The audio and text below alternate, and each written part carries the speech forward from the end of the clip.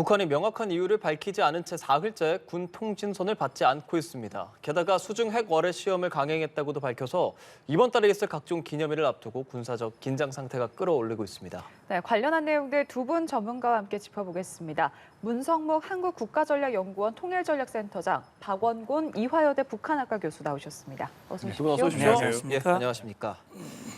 북한이 군 통신선 전화에 사흘째 지금 응답을 하지 않고 있습니다. 그러니까 이게 하루가 시작할 때 전화하고 끝날 때 전화하면서 서로 지금 연락이 되고 있다라는 걸 확인하는 그런 통신선으로 알고 있는데 지금 아예 지금 연락이 안 되는 상황인 거죠? 예, 그러니까 오전과 오후 2회에 걸쳐서 서로 시험 통화를 하도록 돼 있어요.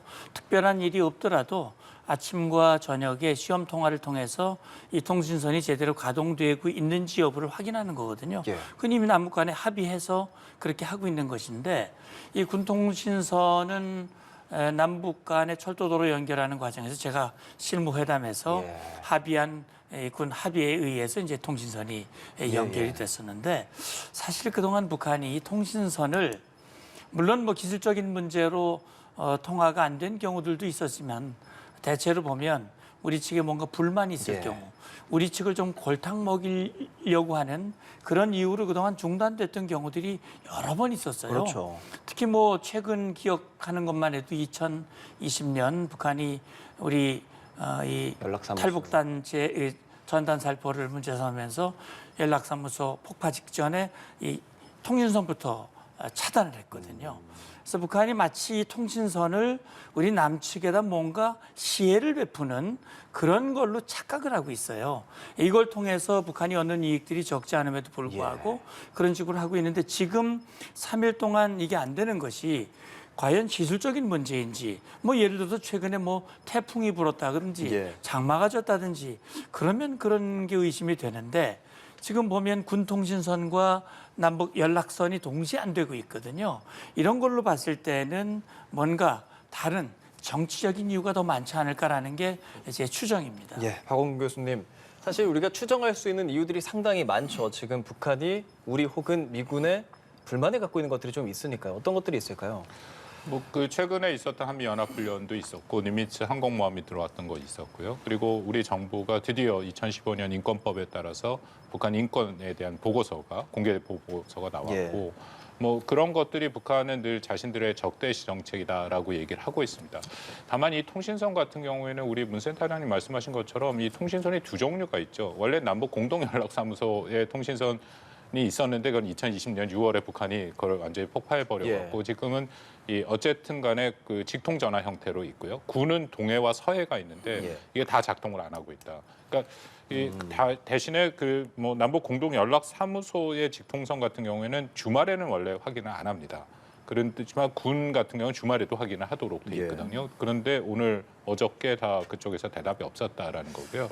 좀 상황을 봐야 되긴 합니다만 북한이 이런 식으로 일방적으로 통신선을 끊는 것은 자신들의 어떤 정치적인 목적이 있을 때 그렇게 얘기를 하거든요. 아까 문 세단님 말씀하신 2020년에는 김여정이 아예 처음부터 남북 간의 대적 관계를 하겠다라고 선포를 하고 이미 있었습니다만 다시 강조를 하고 군 통신선을 단절함으로써 대남 압박을 가하는 그런 분명한 목표를 밝혔는데 이번 같은 경우에는 아무런 반응이 없다라는 겁니다. 그래서 조금 지켜봐야 될 거고 저도 뭐 이것은 북한이 당연히 정치적 군사적인 목적으로 대남 압박용이라고 할 가능성이 높아 보이는데 여기에 대해서 아마 북한이 공개 입장을 밝힐 가능성은 좀 있다라고 판단이 됩니다. 예, 이런 상황에서 북한이 어제 세 번째 수중 폭파 시험 결과를 공개했습니다. 명칭이 헤일 2형으로 변경이 됐거든요. 그러니까 좀 성능을 개량한 것으로 지금 전망이 되고 있는데 일단은 지금 몸체가 길어지고 잠항 거리도 더 늘어났습니다. 위력적인 부분에서는 좀 더 위력이 커졌다라고 볼 수 있을까요? 예, 이제 말씀하신 대로 북한이 이제 헤일 이름도 장명을 잘해요.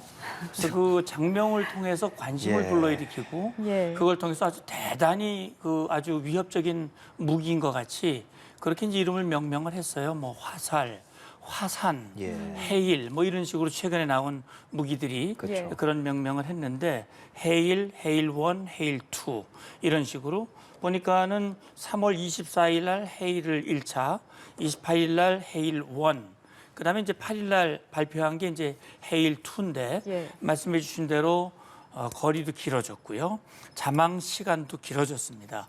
거리가 길어졌다고 하는 건 그만큼 그 다시 말하면 무인 수중 예. 이 해일의 어떤 연료라든지 또는 그 항속거리를 이제 길게 만들어야 되는 거란 말이죠. 예. 그러면 그만큼 사거리가 길어지면 뭐 부산을 때린 걸 이제 제주까지 또는 일본까지 타격할 수 있는 그런 걸 염두에 둔 그런 이제 성능 개량이라고 볼 수 있습니다. 그런데 지금 미국 삼팔로스에서 발표한 내용을 보면 북한의 이 해일이라고 하는 것이 속도가 느리다는 거예요. 이게 이제 핵 어뢰가 예. 소련이 이제 말하자면 지금 러시아가 가지고 있는 포세이돈이라고 하는 걸 염두에 두고 벤치마킹한 무기라고 그러는데 소련이 이 러시아가 가지고 있는 포세이돈은 대형, 많잖아요.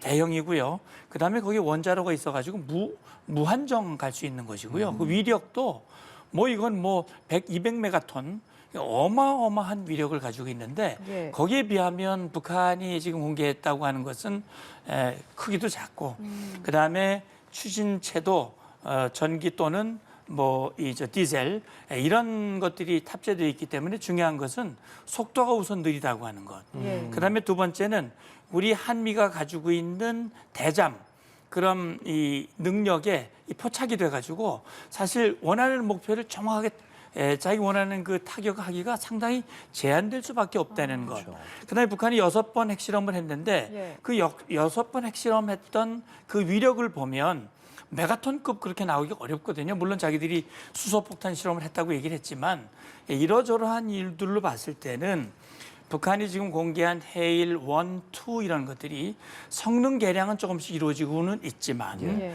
북한이 주장하는 대로 50회 실험을 했고 완성이 됐고 우리 항구나 또는 미국 전략 자산을 완전히 파괴시킬 수 있는 그런 역량을 구비했다고 단정하기는 좀 어렵다. 예. 그렇다면 결국 그런 군사적인 목적보다는 정치적인 목적.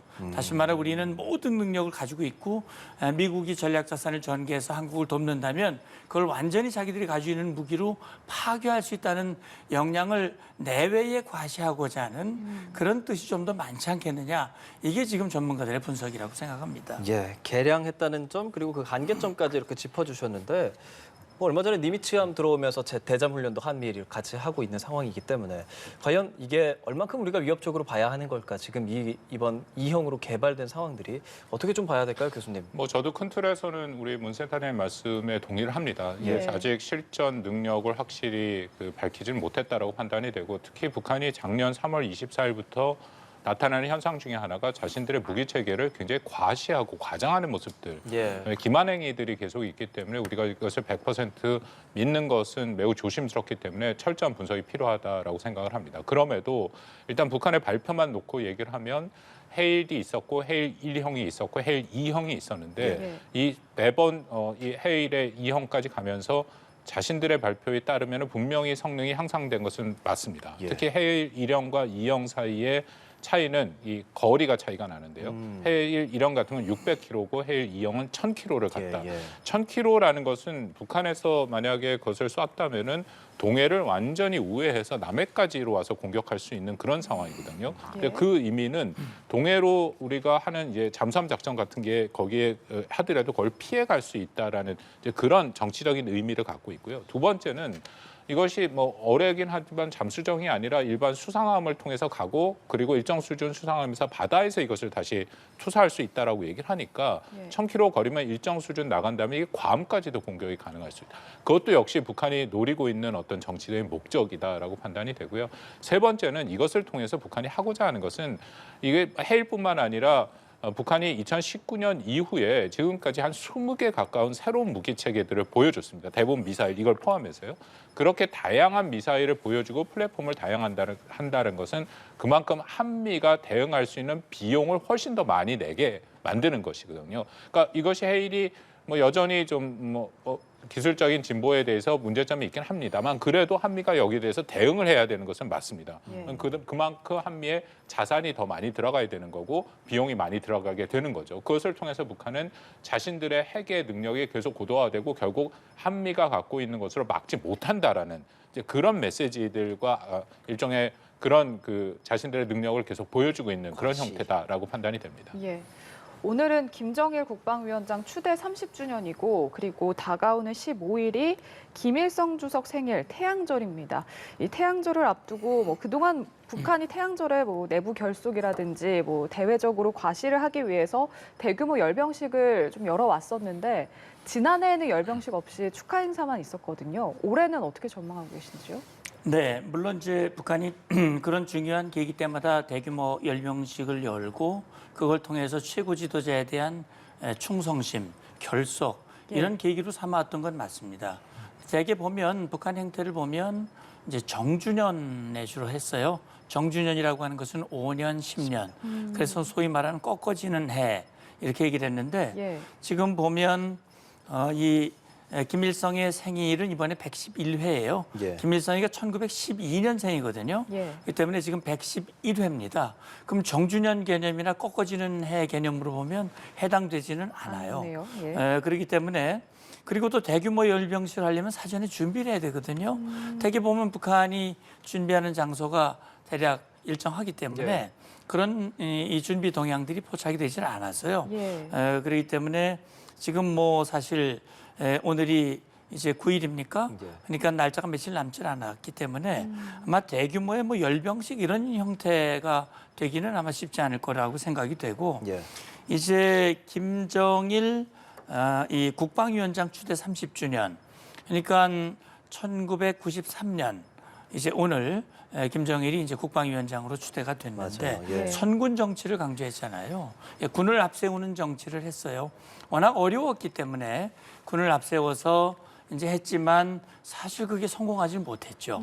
굉장히 어려웠고 그 기간에 소위 말하는 고난의 행군이 있었고 수많은 북한 주민들이 목숨을 잃었거든요. 예. 예. 근데 사실 아버지 실패가 그랬다면 아들은 그걸 벗어나야 되는데 물론 경제핵 병진 노선이라고 말은 했지만 사실은 경제는 별로 뒷전이었거든요. 그렇죠. 그렇다면 아버지가 하는 것과 거의 같은 노선을 걸어온 것이나 다름이 없는 것인데 그럼에도 불구하고 김정일을 내세워서 예. 또는 김일성을 내세워서 3대 혁명의 전통 그리고 그걸 잘 이어받은 김정은이야말로 위대한 지도자고 최근 북한에서 김정은 우상화 내용을 보면 김정은을 모시고 있기 때문에 북한 주민들이 행복하다. 최고의 지도자라고 얘기를 하는데 우리 눈으로 볼 때는 참 너무나 안타까운 일이 아닐 수가 없죠. 예. 그래서 저는 그렇게 봅니다. 이번 기회를 북한으로서는 내부 결속, 그다음에 대외는 뭔가 김정은의 강한 의지를 역량을 과시하기 위한 그런 기회로 준비하고 있다. 그래서 지금 이 직통선이 불통되고 있는 것도 뭔가를 준비하고 있는 과정일 가능성이 전 있다고 의심이 듭니다. 예. 예. 이 선군을 강조한 것과 관련해서 사실 지금 북한에서 최근 식량 부족 그런 어려움을 겪고 있는 상황에서도 지금 핵무력 강화 정책이 추진되고 있지 않습니까? 여기에 대한 어떤 정당성을 확보하기 위한 것으로 이제 보는 시각도 있거든요. 어떻게 보세요? 그렇습니다. 선군을 강조했다는 것은 상당히 의미가 있다라고 판단이 되거든요. 왜냐하면 북한이 공식적으로는 2018년 4월 달에 자신들이 김정은 시기에 했던 경제 및 핵 병진 노선을 결속했다라고 얘기를 하고 예. 그다음에 경제 건설 총집중 노선이라는 새로운 노선을 밝혔습니다.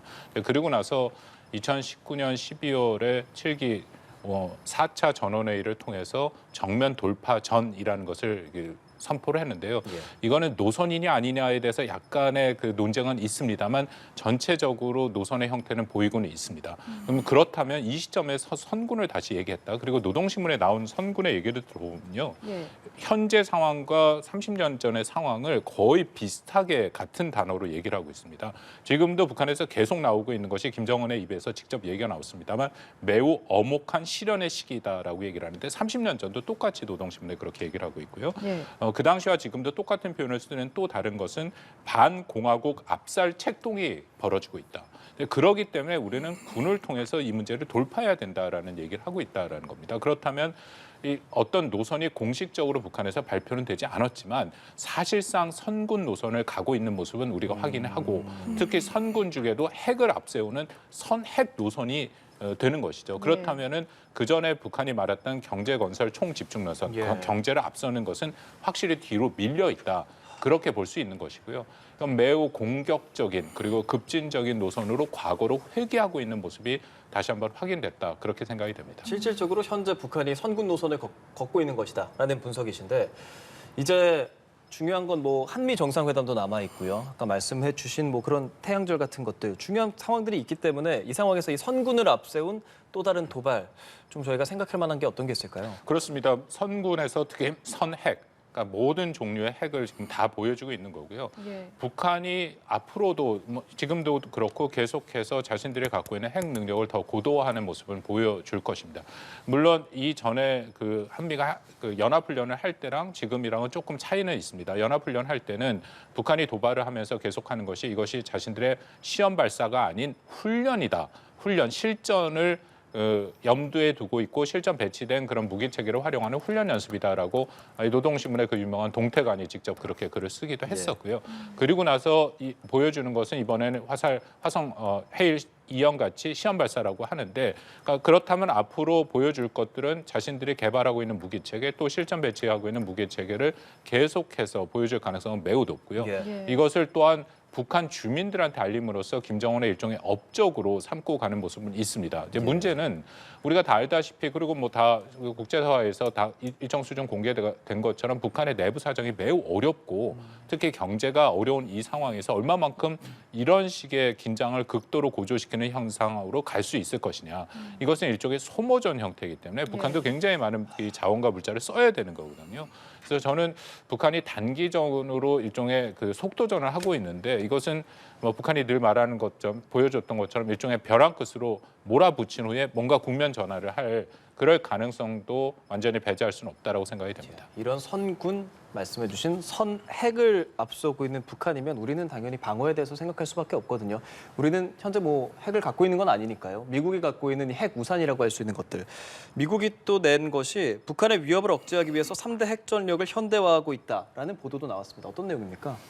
예, 그러니까 지금 미국이 1940년대에 이제 핵을 개발했고 45년에 일본에 처음으로 핵탄두 2발을 떨어뜨리고 결국 일본과의 전쟁을 종료시키고 그게 우리 대한민국의 해방과 또 분단에 직접적인 그 연관이 있는 것인데 사실 이 미국이 가지고 있는 여러 가지 그 무기 체계들, 특히 3대 핵전력이라고 하는 것이 예. ICBM, SLBM, 그다음에 전략 폭격기잖아요. 그렇죠. 그러니까 이런 3대 핵전력들이 굉장히 오래된 노후된 무기 체계들이 있어요. 그러니까 B-52H도 굉장히 오래된 거거든요. 예. 근데 이제 H까지 왔다는 건 그만큼 성능 개량을 조금씩 하긴 했지만 그걸 대체하기 위한 무기 체계를 지금 준비하고 있습니다. 얼마 전에 공개가 되긴 했고요. 그다음에 지금 미국이 가지고 있는 미니트맨 같은 ICBM도 노후화되고 있기 때문에 그걸 대체하기 위한 지상 발사 ICBM을 지금 개발을 하고 있는 걸로 알고 있습니다. 예. 결국 지금 북한의 핵 위협에 대한 억제도 있지만 사실 지금 뭐 과거와 같이 군비 통제, 다시 말하면 군축과 관련된 이런 기제들이 작동이 잘 안 되고 있다는 말이죠. 그렇죠. 지금 미국을 중심으로 한 서방 국가들과 자유민주주의 체제 국가들과 중국과 러시아, 이란, 북한 이런 권위주의 체제, 권위주의 독재 국가들 간의 이런 대립, 소위 말하는 신냉전 질서가 되면서 이게 지금 이 군축 이게 제대로 안 돼, 기제가 작동이 안 되고 그렇죠. 이게 특히 거기에 빠져 있는 중국이 핵탄두를 막 늘리고 있거든요. 이 무기 체계를 강화하고 있고 그렇다면 인도 태평양 전략에 힘을 쏟고 있는 미국으로서도 계속 그 역량을 현대화하고 강화하고 그 가운데 북한을 향한 억제 그건 뭐 우리 동맹을 지키기 위한 말씀하신 대로 북한은 핵 역량을 강화하고 지속적으로 그 핵미사일 위협을 우리를 향해서 서울도 핵 표적이라고 지금 얘기를 하면서 위협을 하고 있는 상황이기 때문에 그래서 우리 국민들도 미국이 제공하는 확장 억제에 대한 불안감 그런 것 때문에 한미가 그걸 실행력과 신뢰성을 높이기 위한 그런 노력을 하고 있고 이번 4월 말 한미 정상회담을 주목하는 이유도 거기에 있다고 보거든요.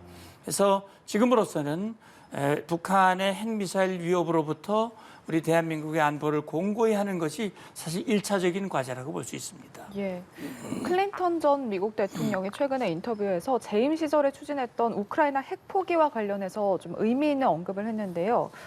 우크라이나가 여전히 핵을 가지고 있었으면 러시아가 침공하지 못했을 거다. 이런 지금 주장인데 핵 억지력의 어떤 가치를 일깨워주는 그런 부분이 아닐까 싶습니다. 이게 북한의 어떤 핵 무력 보유와 좀 연관을 지어서 분석을 해볼 수 있을 것 같은데요. 뭐 클린턴 대통령이 얘기를 한 것은 상당히 의미가 있죠. 예. 왜냐하면 클린턴 대통령이 1993년부터 2001년까지 집권을 했는데 1994년에 그 부다페스트 양해각서를 체결을 합니다. 예. 그 부다페스트 양해각서라는 것은 그 당시에 우크라이나에 핵무기가 있었죠. 근데 그 핵무기를 우크라이나가 직접 개발한 것은 아니고 우크라이나가 그 러시아의 소련 연방의 공화국이었기 때문에 소련이 그 거기다 이제 미사일과 그런 핵무기들을 갖다 놓은 거였죠. 그러다가 소련이 붕괴가 되니까 우크라이나의 핵무기가 있게 됐고요.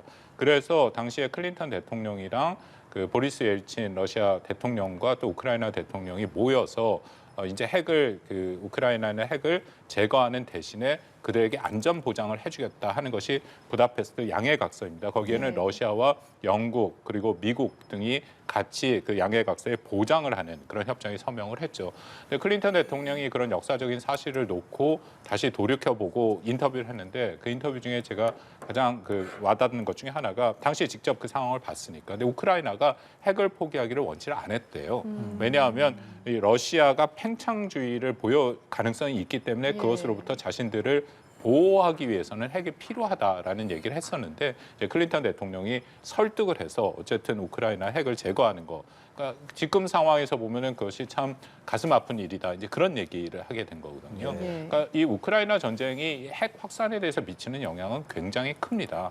현재도 러시아가 아직도 핵을 사용할 수 있다라는 식으로 그런 위협을 가하고 있고 또 벨라루스에 자신들의 핵을 갖다 놓겠다라고 얘기를 하니까 이게 전체적으로 볼 때 일단 뭐 북한한테는 자신들이 유리하다라고 생각이 되죠. 그만큼 핵이 확산이 되면 또 자신들의 명분을 갖게 되고 그렇죠. 또 우크라이나가 핵을 포기했기 때문에 러시아가 공격을 받았다라는 것은 자신들의 핵을 가져야 될 또 하나의 명분이 되고 있고 예. 그런 상황으로 나름대로 활용하고 있다라고 생각이 됩니다. 근데 센터장님 사실 우리 국민들이 이 기사를 보면서 하는 생각이 우리도 한 70년대에 있었으니까 핵이 있었는데 핵이 없고 이제는 우크라이나도 있었다면이라고 지금 조건을 대고 클린턴이 이런 얘기를 하면 우린 자연스럽게 우리도 핵을 보유해야 하는 것 아니냐 이런 국민적인 여론들이 더 강화될 수 있다는 생각도 들거든요.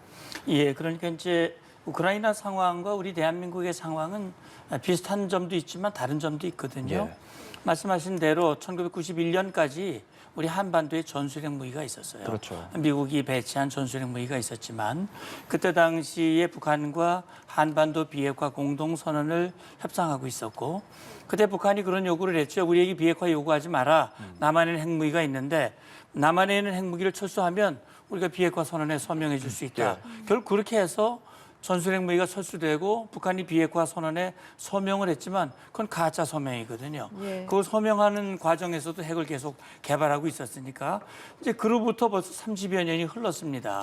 그러니까 우리 국민들도 이거 우크라이나도 핵이 없어서 저렇게 침공을 당했는데 우리도 북한이 저렇게 서울 이 핵 공격 이렇게 얘기를 하면 우리도 불안하지 않냐. 그런데 이제 우크라이나와 우리의 차이점은 뭐냐?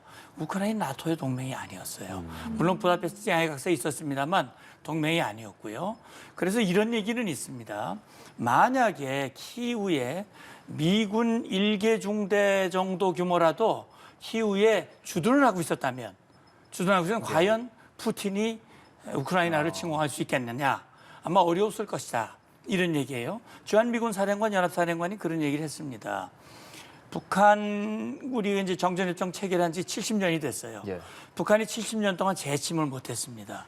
재침을 못한 이유는 한미 동맹과 한미 동맹에 기초한 주한미군, 한미연합 방위 체제가 있었기 때문에 북한이 재침을 해봐야 승산이 없다는 거죠. 사실 우리 대한민국에는 지금 주한미군이 거의 3만 명 가까이 주둔하고 있고 미국의 대한방위공약과 좀 실효성, 실행력에 대한 그런 국민들의 불안감은 있습니다만 미국이 제공하는 확장 억제와 해구산 이런 기제가 작동을 하고 있습니다. 그런데 결국은 이 침공이 일어나는 건 오판에 의한 것이 있을 수 있거든요. 6.25 때도 결국은 김일성의 오판이 예. 결국 전쟁을 일으켰기 때문에 김정은이가 오판할 수 있어요. 다시 말하면 기제가 확실하지 않다라고 하면 그런 오판이 있을 수 있기 때문에 이걸 강화하기 위한 그런 노력을 지금 한국도 하고 미국도 함께 하고 예. 있는 것으로 알고 있습니다. 오판이라는 말씀을 주셨는데 오판이 지금 이 2023년 이쯤에 일어나게 된다면 그게 핵이라면 일어나게 되는 그 파장이나 파급력 피해들은 정말 우리가 생각할 수 있는 수준이 아닐 거라는 생각이 들거든요. 그러면 자연스럽게 평화로 가야 한다라는 이야기가 계속 나올 수밖에 없는데 지금 이 정도 상황에서 이제 뭐 한미 정상회담도 앞두고 있고 어떤 식으로 좀 풀어나가야겠습니까, 교수님? 1차적으로 북한이 핵 질주를 하는 것, 그것을 통해서 계속해서 한국, 미국, 일본을 특정해서 위협을 하는 것을 멈추게 하는 것이 매우 중요하죠. 그것이 계속 긴장을 고조하는 그런 양상으로 되고 있으니까 예. 뭐 일부에서 얘기하는 것처럼 이게 강대강으로 부딪힌다. 근데 저는 그렇게 생각 안 하는 것이 북한이 먼저 이런 식으로 북한이 그간 보여준 것을 보면 아예 사진을 지도를 그려놓고 한국에 어디를 타격해야 될지를 어떤 무기 체계로 해야 될지를 다 보여줬습니다. 예. 그러니까 우리가 워낙 북한의 위협에 이렇게 노출돼서 살아온 지가 오래돼서 그렇지만 만약에 이런 게 다른 국가, 예를 들어서 중국이라는 국가를 상대로 북한이 중국의 어떤 도시를 향해서 그렇게 공격을 하겠다라는 그런 계획을 밝힌다면 중국이 어떻게 대응을 할 것이냐. 예. 마찬가지로 보통의 국가들은 이건 매우 심각한 문제가 되는 거거든요. 그래서 당연히 한국은 미국과 또 일본과 힘을 합쳐서 한미일의 안보 협력을 강화해서 북한의 핵을 억제하는 그런 작업들이 가장 우선시 필요하고요. 근데 더불어서 핵을 억제하는 거에 나가서 결국 북한을 비핵화를 해야 되는데 예. 비핵화를 하기 위해서는 억지력이 한 파트로 있어야 되지만 다른 쪽으로 외교적인 방법을 통한 해결책도 필요합니다. 그러니까 두 가지가 동시에 밀고 당기고 할 때 결국 북한의 비핵화의 가능성이 높아지는 거거든요. 그렇다면은 지금보다는 조금 적극적으로 말씀하신 조만간에 한미 정상회담도 있을 것이고 그런 것을 통해서 특히 바이든 대통령, 미국이 한국한테 확장 억제를 제공해주고 있으니까 그 공약을 명백하게 더 이상의 뭐 의구심이 있지 않을 정도의 강력한 어조로 한국에 대한 확장 억제에 대한 공약을 확인해주는 동시에 더불어서 지금보다는 바이든 행정부가 북한의 문제를 대외 정책의 우선순위에 놓고 뭔가 대화를 통한 외교를 통한 협상, 그래서 해결을 하기 위한 그런 또 노력도 동시에 보여주는 것이 저는 필요하다고 생각합니다. 예. 유엔 등 국제사회에서 어느 정도 노력을 하려고 하지만 사실 현실적으로 중국, 러시아 등으로 인해서 불가능한 상황이거든요. 이런 상황에서 같은 질문입니다. 전쟁 방지를 위한 억지력을 어떻게 확보해야 할까요? 예, 그러니까 이제 억지력이라고 하는 것은 우리 스스로 해야 할 일이 있고, 그다음에 미국이나 일본이라든지, 그다음에 또 유엔군들이 있습니다. 유엔군. 그래서 우리 대한민국은 한미동맹을 기초로 해서, 그다음에 이제 한미일 안보 협력이 있고요. 지금 이제 미국이 중점을 두고 있는 것이 유엔사의 활성화거든요. 다시 말하면 과거에 6.25 전쟁 당시에 참전해서 우리 자유와 평화를 지켜줬던 국가들, 그 대표적인 국가들이 영국이라든지 네. 호주라든지 또 뭐 이런 나라들이 있거든요. 이런 나라들이 이런 얘기를 하고 있습니다. 한반도에 또 다시 그런 상황이 발생하면 우리는 과거 합의에 따라서 다시 우리의 힘을 보태겠다. 그래서 최근에 영국의 코만도가 와서 이 한미 훈련에 함께, 쌍용 훈련에 함께 했던 거거든요. 그래서 저는 이런 노력들을 함께 하면서 동시에 우리 국민들은 사실 북한이 저렇게 우리를 계속 협박을 하니까 사실은 좀 무감각해진 측면이 있어요. 안보에 대해서. 아마 그게 어떻게 보면 김정은을 화가 나게 만드는 요인일 수도 있습니다. 왜냐하면 대남 위협의 수위를 무지무지 높이고 북한 내부 매체에서는 남측이 어마어마하게 흔들리고 떨고 있다고 얘기를 하는데 사실 우리 국민들 별로 안 떨어 보이거든요. 그래서 우리 국민들이 한미의 대응을 너무 믿어서 그런 것인지 아니면 너무 무감해진 것인지 그래서 저는 북한이 사실 과장하는 측면이 있지만 분명한 위협이거든요. 특히 단거리 미사일 KN-23이라고 하는 이스칸데르 같은 경우는 핵탄두를 탑재해서 언제라도 김정은이 서울을 타격할 수 있습니다. 예. 그래서 이런 것들을 대비한 우리의 대비 태세를 확고히 다시 말하면 지금 정부가 얘기했듯이 힘으로 평화를 지켜나가겠다라고 하는 것, 이건 제가 볼 땐 적절한 방향이라고 보고요. 예. 지금 보면 저렇게 김정은이 핵질주를 하는 데는 내부적인 상황도 있지만은 뒤에 중국과 러시아의 뒷배를 믿는 부분이 있다고 생각합니다. 그래서 저는 북한의 태도를 바꾸는 데 있어서 중국과 러시아가 역할을 할 수 있도록 미국과 국제사회가 중국, 러시아가 북한 편만 계속 들고 이런 식으로 나가는 것이 중국과 러시아에게는 상당히 손해가 된다라고 하는 것을 보여주는 그런 어떤 외교적인 노력과 협상이 함께 병행이 될 때 지금 상황들을 풀어나갈 수 있는 돌파구 이런 것들이 마련되지 않겠나 그런 생각을 합니다. 네. 자, 우리 정부가 최근에 이제 북한 인권을 강조한 인권 보고서를 공개하고 또 윤석열 대통령도 북한에 일원 한 푼도 주지 말라 이렇게 얘기를 한 것을 두고서 일각에서는 이렇게 좀 남북 관계가 강대강으로 흐르는 분위기를 좀 경계하면서 이게 이제 좀 평화나 어떤 화해 분위기를 위한 대탕트의 노력이 좀 필요하지 않냐 이런 시각도 있거든요. 여기에 대해서 어떻게 평가하시나요? 뭐 두 가지의 정부의 최근의 정책을 보면 일단 인권 문제 같은 경우에는 계속해서 인권에 대한 문제를 제기한 게 맞죠. 그 2015년에 우리가 통과된 북한 인권법이 있었고 그 인권법에 따르면 북한 인권기록센터에서 당연히 인권 보고서가 나왔어야 되는데 그간에 네. 비밀로만 해서 나오지는 않았거든요. 그렇다면 인권기록센터라는 것은 그렇게 인권기록 물을 발간을 함으로써 북한에 경고를 주고 또 그 인권을 침해한 자들에게 그 확실하게 문제를 제기하는 그런 목적인데 그걸 내부로만 갖고 있다는 것은 원래 목적에 전혀 맞지 않은 행위였습니다. 그래서 예. 당연히 나왔어야 되는 게 이제는 좀 늦었지만 나왔다라는 것이고요. 또 하나는 대통령이 말한 북한에 이런 한 푼도 주지 말라라고 얘기한 것은 이제 북한 핵과 관련된 것이죠. 그러니까 북한이 계속해서 핵을 고도하고 있는 이런 상황에서 그것에 대해서 북한을 뭔가 인센티브를 주거나 북한의 나쁜 행동에 대해서 보상을 하지 말라라는 그 원칙을 얘기하고 있는데 그 원칙은 또 국제사회에서 가장 동일하게 적용되는 원칙입니다. 근데 다만 그 이후에 통일부에서 뭐 추가 해석이 나온 걸 보셨겠지만 뭐라고 나왔냐면 인도주의적인 지원은 정치 상황과 상관없이 북한한테 계속 하겠다.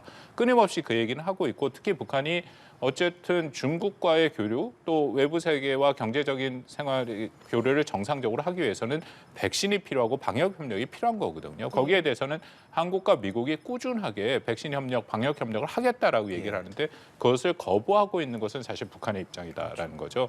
그래서 전체적으로 보면은 이게 강대강으로 부딪힐 모습은 보일지 모르지만 일단 한국 정부가 기본적으로 갖고 있는 것은 인권에 대한 지속적인 제기 또 거기에 정치적인 상황과는 별개로 상관없이 인도주의적인 지원의 문은 열려 있고 더불어서 북한과 조건 없는 대화는 하겠다라는 그런 기본 입장도 얼마 전에 한미일 대북정책 특별 대표들이 다시 한번 확인을 했습니다. 예. 그러니까 중요한 것은 북한이 현재의 자신들의 핵을 고도하고 이 대화를 거부하는 국면을 빨리 좀 조정을 하고 다시금 대화의 장으로 나오는 결정을 하는 것이 중요하겠죠.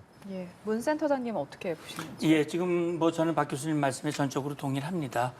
결국 지금 정부가 그래도요, 이 들었으면서 통일 대북 정책을 수립을 했는데 권영세 장관이 그런 얘기했어요. 이어달리기라고 하는 표현을 했어요. 저는 정부가 바뀌면서 앞에 정부의 정책을 뭔가 바꾸고 이렇게 하지 않을까라고 생각을 했는데 이어달리기라고 얘기했거든요. 이어달릴 부분은 이어달리겠다. 그 이어달리는 부분이 바로 대화의 문을 열어놓는 것입니다. 그래서 지금 정부는 지금 담대한 구상이라는 것도 작년에 나왔잖아요. 물론 네. 북한이 뭐 조롱을 하면서 아직 호응을 안 하고 있지만 사실 북한이 김정은이 지금 걱정하는 것은 북한 내부의 어려움인데 그 내부의 어려움은 결국은 여러 가지 복합적인 요인이 있지만 한 가지를 짚는다면 경제 문제거든요. 북한의 경제 문제를 해결하려면 사실 북한의 지금 구조적인 상황에서 이 문제를 해결할 수 있는 방법은 대화에 나와야 됩니다. 대화에 나오고 특히 북한 비핵화에 대해서 정말 진정성 있는 그런 접근을 가지고 나와야 제재도 풀리고 남북 간의 교류 협력도 활성화가 되고 그래야 북한 경제 문제가 해결이 되고 그래야 김정은이 걱정하는 북한 내부의 동요도 잡을 수 있는 것이거든요. 그래서 그런 점에서 북한이 현명한 결단을 할 수 있도록 우리가 시간은 좀 걸리겠지만 대화의 문을 열어놓고 북한이 쓸데없는 무모한 도발을 하지 못하도록 강력한 억제력은 유지하지만 그러나 대화의 문을 열고 북한이 나올 수 있도록 하기 위한 다방면의 노력은 계속 해나가는 그런 필요가 있다고 봅니다. 예, 알겠습니다. 여기까지 듣도록 하겠습니다. 문성묵 한국국가전략연구원 통일전략센터장 그리고 박원곤 이화여대 북한학과 교수와 함께했습니다. 고맙습니다. 고맙습니다. 감사합니다.